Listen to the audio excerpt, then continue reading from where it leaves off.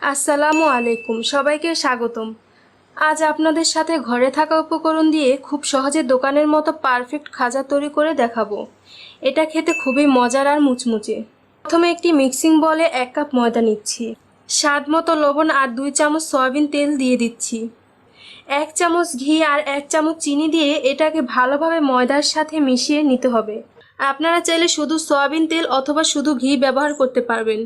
ভালোভাবে মেশানোর পরে যখন দেখবেন এরকম মুঠি দিলে দলা পেকে যাচ্ছে, তাহলে বুঝবেন মাখানোটা একদম পারফেক্ট হয়েছে। এবার এর মধ্যে অল্প অল্প পানি দিয়ে খাজার জন্য ডো তৈরি করে নেব। ডোটা কিন্তু খুব বেশি শক্ত করা যাবে না, আবার অনেক বেশি নরমও হবে না। মিশ্রণ একটা ডো তৈরি করে নিতে হবে। এখন 1 চামচ কালো জিরা দিয়ে ডোর সাথে ভালোভাবে মিশিয়ে এটাকে বাটি দিয়ে রেস্টে রেখে দেব 15 মিনিট। ডোটাকে রোলের মতো করে নেব। তারপর ছোট ছোট করে লিচি কেটে নেব। এখানে 4টা লিচি হয়েছে। একটাকে রেখে আমি বাকি 3টাকে ঢেকে রাখবো, এতে করে ড্রাই হয়ে যাবে না। এখন এর উপরে কর্নফ্লাওয়ার ছিটিয়ে পাতলা করে রুটি বেলে নেব। এভাবে বাকি রুটিগুলো বেলে নিয়েছি। এখন এর উপর দিয়ে তেল ব্রাশ করে নেব। তারপর কর্নফ্লাওয়ার দিয়ে দিব। এখানে অবশ্যই কর্নফ্লাওয়ার ব্যবহার করতে হবে, তাহলে খাজাটা খাস্তা হবে। তারপর উপর দিয়ে আমি আবার একটি রুটি দিয়ে ওটাতেও তেল ব্রাশ করে নেব। একইভাবে সবগুলো রুটিকে আমি তেল আর কর্নফ্লাওয়ার দিয়ে মিশিয়ে নিয়েছি। তারপর এটাকে রোলের মতো করে বানিয়ে নেব। শেষে পানি দিয়ে এটাকে ভালোভাবে লাগিয়ে দেব, যাতে খুলে না যায়।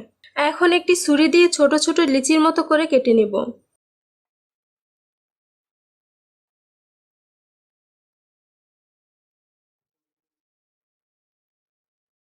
এখান থেকে 1 পিস নিয়ে হালকা হাতে চেপে নেব। উপরে খুব সামান্য পরিমাণে কর্নফ্লাওয়ার দিয়ে বেলনি দিয়ে হালকা হাতে বেলে নেব। এভাবে সবগুলো বেলে নিয়েছি। এখন প্যানে তেল গরম করে তার মধ্যে সবগুলো খাজা দিয়ে দিচ্ছি। এই সময় চুলার তাপ মিডিয়াম ভাবে রাখবো। তারপর উল্টিয়ে পাল্টিয়ে খাজাগুলোকে ব্রাউন কালার করে ভেজে নেব। এখন তেল থেকে এগুলোকে নামিয়ে নেব।